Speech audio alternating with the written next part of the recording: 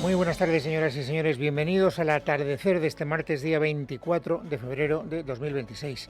Tenemos que hablar hoy, en primer lugar, de la mala relación, o por lo menos de la no buena relación que están poniendo de manifiesto el Partido Popular y Vox a la hora de acordar gobiernos en Extremadura y en Aragón, donde ya se han celebrado las elecciones y además, previsiblemente tendrán que volver a reunirse cuando se celebren dentro de pocos días las elecciones en Castilla y León. Era un ensayo general con todo, pero ya saben ustedes que según muchas encuestas estas son las dos formaciones que con bastante probabilidad, aunque eso naturalmente no es seguro, pues tengan que negociar después de las próximas elecciones generales un posible gobierno alternativo a Pedro Sánchez. Por tanto, pues engrasar esa relación pues es interesante desde muchos puntos de vista. Y es muy curioso y muy sorprendente porque, fíjense, ayer yo me fui a la cama con la sensación de que este es un asunto que, después de haber atravesado por varias dificultades, estaba ya bien encauzado. Habíamos tenido la noticia de que se había producido este fin de semana una larga entrevista telefónica entre Alberto Núñez Feijóo y Abascal, y después supimos ayer que el Partido Popular pues había presentado un decálogo, un papel, un documento con 10 medidas concretas para tratar de hacer una negociación que además tutelaran los cuarteles generales de ambos partidos, para que no hubiera, digamos, interferencias en las comunidades autónomas. A mí aquella información me hizo pensar que este asunto se estaba desbloqueando y que por tanto estábamos en vísperas de un acuerdo que pudiera finalmente cristalizar en una votación en Extremadura la semana que viene, que permitiera que fuera investida presidenta la señora Guardiola, y también en un futuro inmediato que pasara lo mismo en Aragón. Pero hete aquí, oh sorpresa, que esta mañana a las 10 menos unos minutos, a las 10 y unos minutos, es muy importante lo de la referencia horaria, ahora les explicaré por qué. A las 10 y unos minutos en Antena 3 llega Santiago Abascal y dice esto. Lo normal es que aquellos que necesitan los votos hablen con nosotros y nos digan qué queremos, qué necesitamos. Eso es lo normal. Ahora bien, que pongan un marco como si estuvieran pactando con salvajes y pretendiendo domar a Vox, pues es algo que yo creo que no es correcto. Yo creo que es empezar con mal pie, y lo tengo que decir públicamente. Yo no puedo engañar a nadie. Bueno, era muy sorprendente, insisto, porque ayer las impresiones no iban en esa dirección para nada. Es más, unos minutos antes, por eso les decía hace un instante que es importante la referencia horaria, en otra televisión distinta, en este caso en Telecinco, el secretario general del Partido Popular, el señor Tellado, pues había dado a entender que las cosas estaban bastante desbloqueadas y que además había contribuido de manera decisiva a ese desbloqueo la conversación que los líderes de los dos partidos políticos habían mantenido este pasado domingo. Este fin de semana ha habido una conversación entre el presidente del Partido Popular, Alberto Núñez Feijóo, y Santiago Abascal, que creo que ha sido fructífera para marcar un espacio de entendimiento. Nadie entendería que después de haber ganado las elecciones en ambas comunidades y después de haberse conformado una mayoría tan amplia de voto de centro-derecha, no seamos capaces de ponernos de acuerdo para darle a ambas comunidades no solo un gobierno, sino la estabilidad durante los próximos 4 años de gestión, tanto en Extremadura como en Aragón. Insisto, esas declaraciones de Tellado se producen 20 minutos antes del jarro de agua fría que Abascal protagoniza en Antena 3. En Telecinco, Tellado no solo había dado a entender que la conversación entre Feijóo y el propio Abascal había desbloqueado las negociaciones, sino que además nos había dado pistas que nos permitían pensar que el acuerdo se iba a suscribir en un plazo de tiempo relativamente breve. Escuchado a Santiago Abascal, Vox también tiene intención de llegar a acuerdos y, por lo tanto, vamos a darnos ese margen, ¿no?, para el diálogo, para la conversación, para la negociación y para el acuerdo, porque creemos que es lo que nos demandan no solo extremeños y aragoneses, sino una gran mayoría de españoles que saben que en el entendimiento entre Partido Popular y Vox está el futuro de nuestro país. Fíjense que es sorprendente, porque él dice: yo he escuchado a Abascal, parece que Abascal quiere llegar a acuerdos, y sin embargo, vuelvo a repetir, apenas 15 minutos más tarde, en otra televisión, Abascal habla del mal pie y de que se siente tratado como un salvaje. Una cosa llamativa. Hasta el punto de que a partir de ese momento, si seguimos con el relato cronológico, se ha producido pues un cruce de declaraciones en casos concretos, incluso de acusaciones, que no contribuían a que el ambiente fuera el mejor posible. Claro, cuando ha tenido noticia Esther Muñoz, que es la portavoz parlamentaria del Partido Popular, de las declaraciones de Abascal, que se han producido después de las de Tellado, como les he dicho antes, pues inmediatamente ha hecho unas declaraciones que no permitían pensar que fuera a apagar el fuego, sino más bien a echarle más leña a la hoguera. Dice que entregar un documento le parece de salvajes. Yo entiendo que el señor Abascal no viene del mundo del derecho, pero todos los que nos hemos dedicado al derecho sabemos perfectamente que un documento con una propuesta es precisamente el embrión de lo que puede ser una negociación, ¿no? Y por lo tanto no creo que a nadie le pueda parecer de salvajes entregar un documento con propuestas y un documento propositivo. Yo le pediría al señor Abascal que no se crea esas etiquetas que les ponen la izquierda, que no se las crea. Bueno, estas eran declaraciones de Esther Muñoz, que se convertía, digamos, en ese momento en la antagonista de Abascal, en la mujer que le daba réplica a las declaraciones que abrían ese, digamos, inopinado malestar en las relaciones de los dos partidos políticos.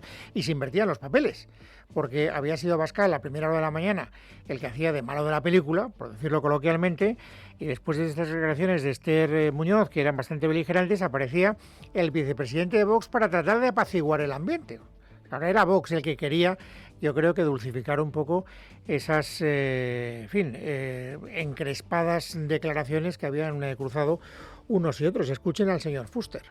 Ayer fue punto cero, vamos a seguir avanzando. Aunque hoy hayamos ido a -1, vamos a seguir avanzando, a ver si podemos llegar a un acuerdo posible para mejorar las políticas, para cambiar, no para mejorar, por mejorar nada. Aquí se cambian las políticas de raíz. Bueno, reconocía el señor Fuster, como acaban de ver, que efectivamente se había dado un paso atrás, que lo que ayer parecía encauzado, después de las declaraciones de Abascal, parecía que había retrocedido como consecuencia de ese documento del Partido Popular, que no había sentado muy bien en la dirección de Vox, y a partir de ahí vamos a ver qué pasa, ¿no? ¿Dónde está el problema? ¿Cuál es en este instante? Porque esto es descriptivo, lo que les he contado hasta ahora, lo que hace es que nos da cuenta de cómo están en este momento las relaciones formalmente hablando entre unos y otros. Pero claro, ¿por qué están así? ¿Qué es lo que ha, digamos, dificultado ese acercamiento que parecía que ya estaba engrasado? Pues según las fuentes que están, digamos, abasteciéndonos de información y también de las declaraciones que hemos oído, podemos llegar a la conclusión de que probablemente lo que Vox no termina de ver muy claro es una exigencia en concreto del Partido Popular. El Partido Popular, en ese documento de 10 puntos al que hemos hecho referencia antes, incluía un requerimiento, una exigencia o una condición o, en fin, o una petición, llámenle ustedes como quieran, y es que Vox se comprometiera a apoyar los presupuestos de cada año que durara la legislatura. Hoy le han preguntado a Tellado en Telecinco si esto era verdad, y era verdad. ¿Le exigen a Vox la aprobación de los presupuestos de la legislatura por adelantado? Bueno, yo creo que exigir no es un verbo que conjugue bien en un proceso de negociación. No se trata de poner exigencias encima de la mesa, sino voluntad de acuerdo y, desde luego, algo esencial en cualquier gobierno es poder disponer de presupuestos que garanticen la estabilidad durante toda la legislatura. Y creo que, efectivamente, aprobar presupuestos es el objetivo inicial de cualquier gobierno que nace para desarrollar una hoja de ruta de lo que queremos hacer.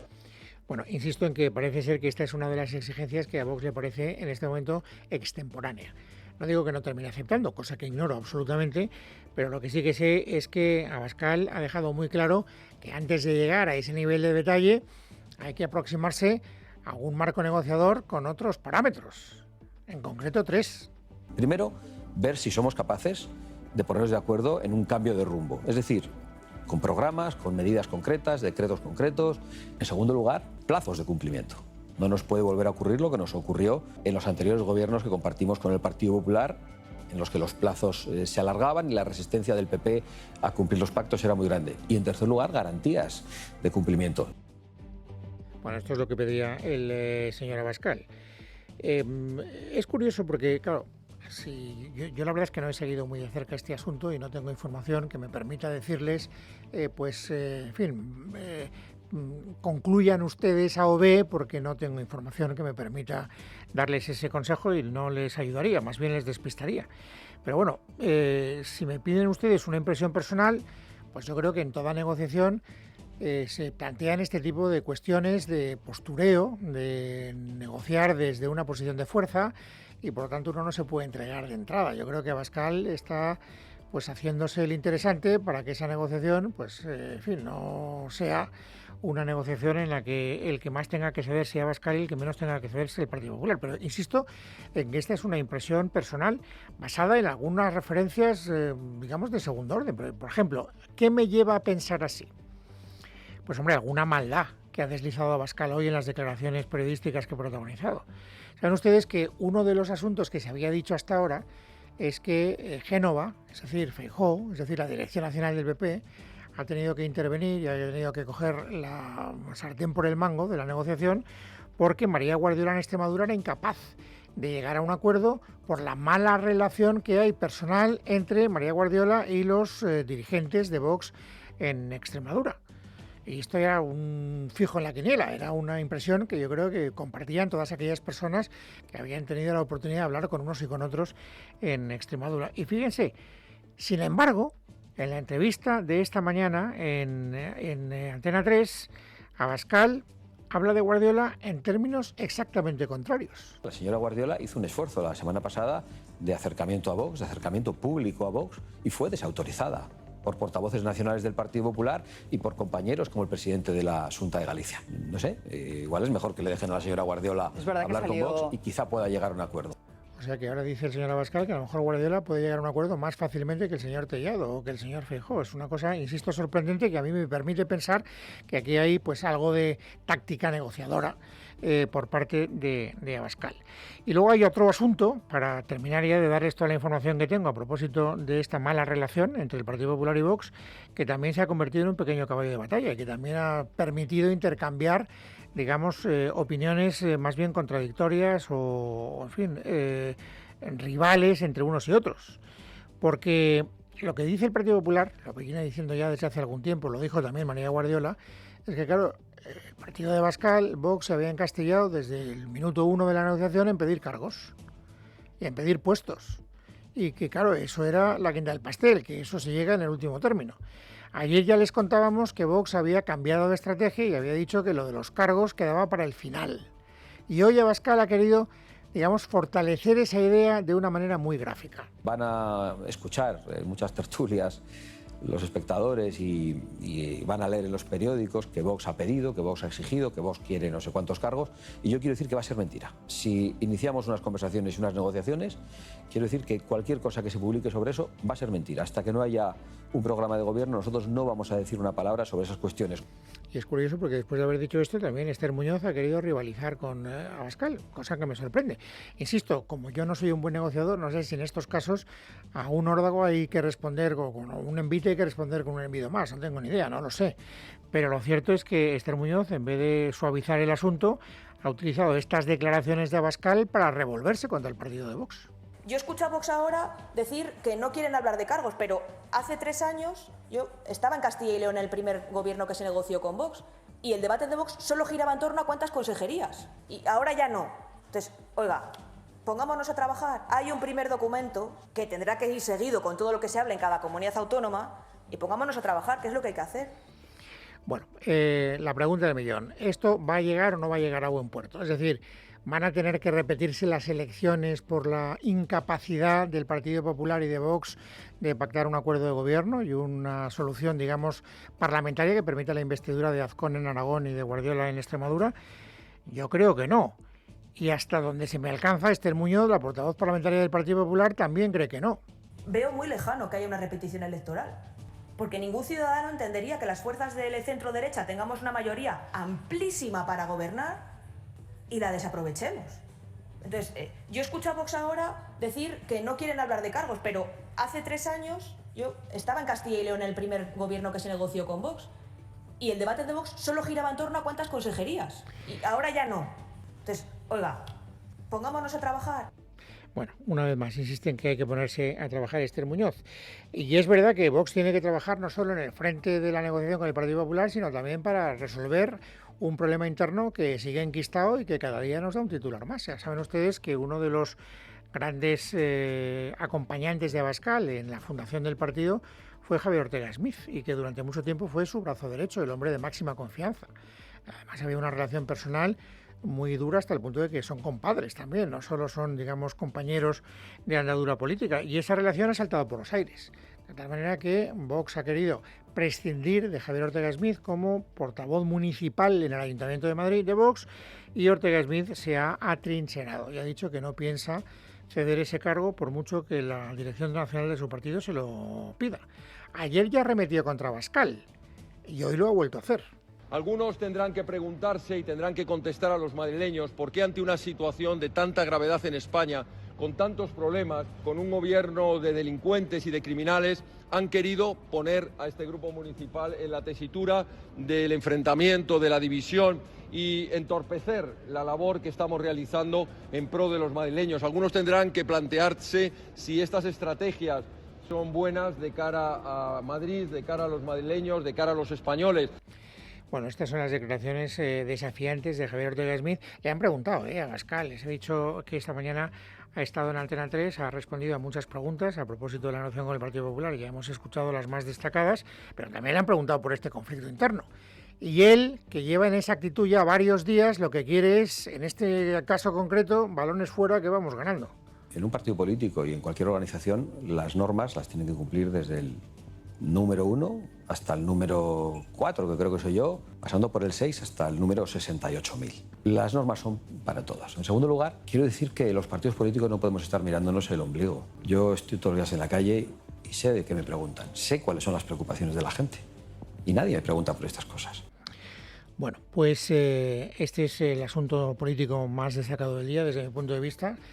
No tanto el conflicto interno de Vox, que tiene su cierta importancia, sino sobre todo la relación bilateral en la negociación entre los dos partidos políticos del bloque de la derecha, que es una negociación que tiene, como les decía al principio del programa, posibles repercusiones de futuro.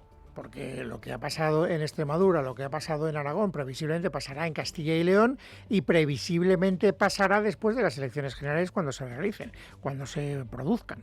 Y por lo tanto, el Partido Socialista, el Partido Gobernante, está también muy atento a lo que está ocurriendo en esa negociación bilateral. ¿Para qué? Pues para utilizar el gran argumento que han utilizado desde el minuto 1, que es decirle al Partido Popular: ustedes se han rendido, ustedes han doblado la rodilla, ustedes se han entregado de manera incondicional a la extrema derecha. Esto es lo que ha dicho hoy el Massaid, que es el portavoz del Gobierno, después de la rueda de prensa del Consejo de Ministros. En relación a los acuerdos del Partido Popular con Vox, yo creo que es la rendición del Partido Popular ante Vox. El Partido Popular ha pasado de blanquear a la ultraderecha a ser la ultraderecha.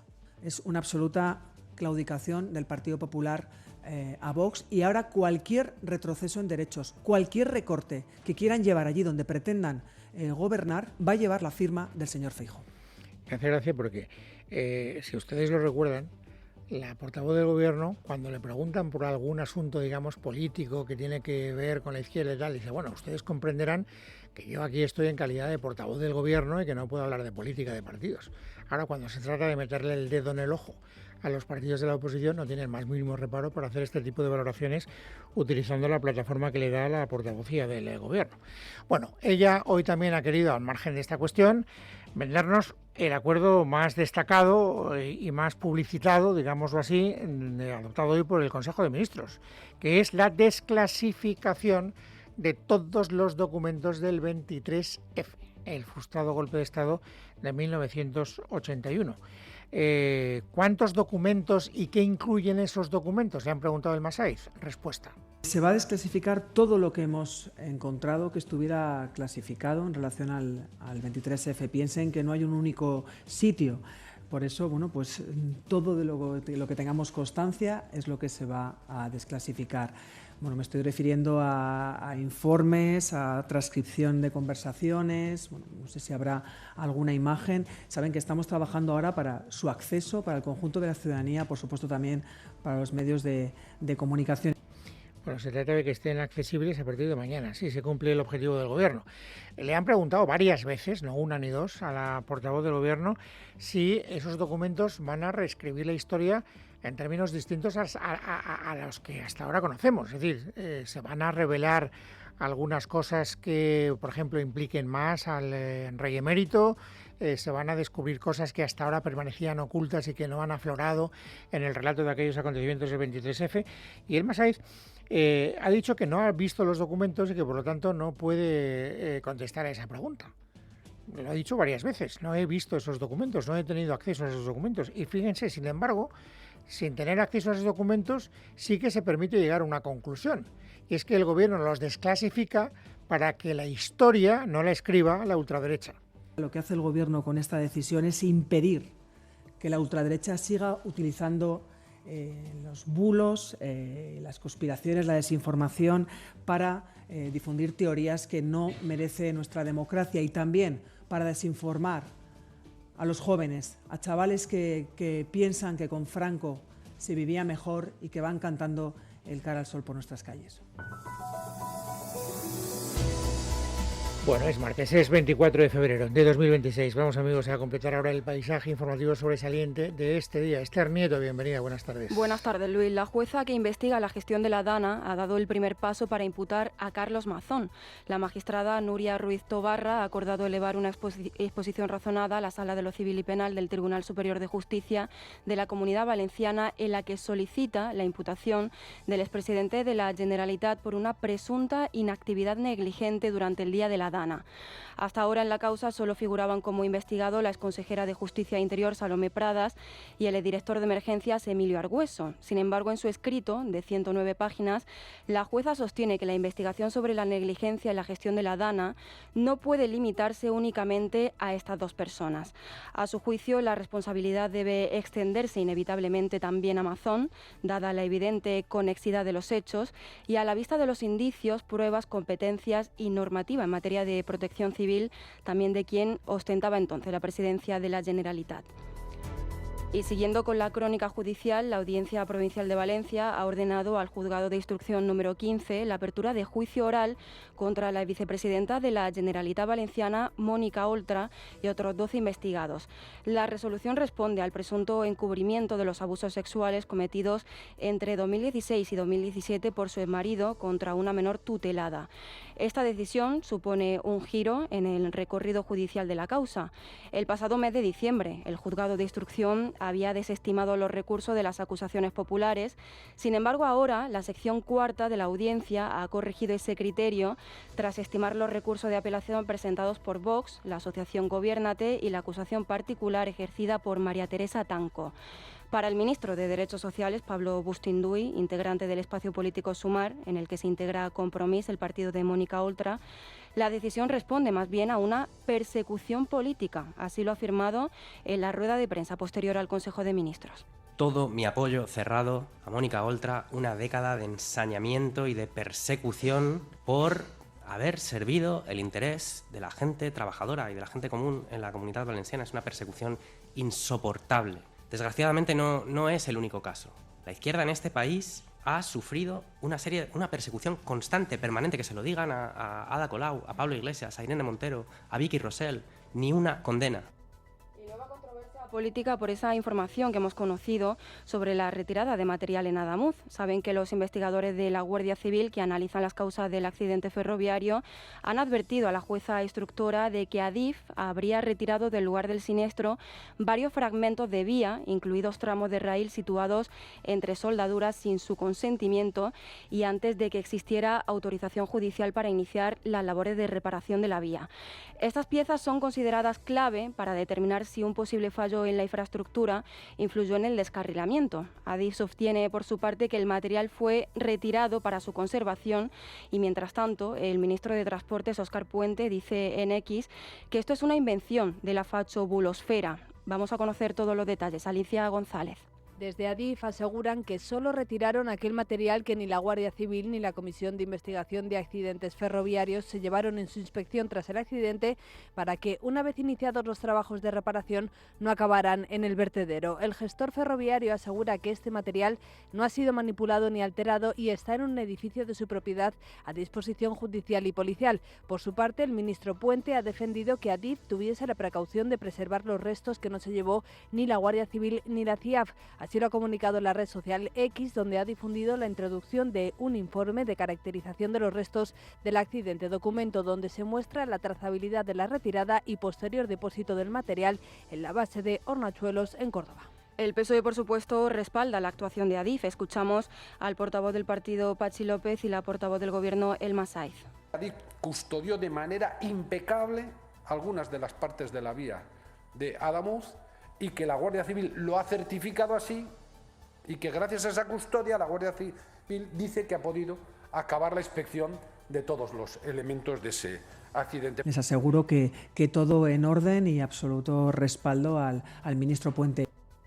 Y por cierto que casi año y medio después de que el gobierno de Pedro Sánchez presentara su plan de acción por la democracia para combatir la desinformación y los bulos, pues hoy el Consejo de Ministros ha dado luz verde al anteproyecto de ley de publicidad del sector público. La norma establece que la publicidad institucional no podrá superar el 35% de la facturación de los medios de comunicación, pero su impacto real se ve limitado. No contempla sanciones ni mecanismos de control estrictos, por lo que más que una ley parece una guía de buenas prácticas. El propio ministro para la Transformación Digital y Función Pública, Óscar López, lo ha explicado así. Esta ley concretamente no va de sanciones. Esta ley va de establecer los criterios objetivos y transparentes para el reparto de la publicidad y el derecho de los ciudadanos de conocer esa inversión publicitaria. Y esta mañana Móstoles ha celebrado un agitado pleno extraordinario a petición de los grupos municipales de la oposición para que el alcalde de Móstoles, el popular Manuel Bautista, diera explicaciones por la denuncia presentada la semana pasada por acoso sexual y laboral formulada por una exconcejala del PP. La oposición ha vuelto a pedir la dimisión del mostoleño, pero Bautista ha defendido su inocencia y ha anunciado acciones legales contra quienes, a su juicio, hayan mancillado su honor.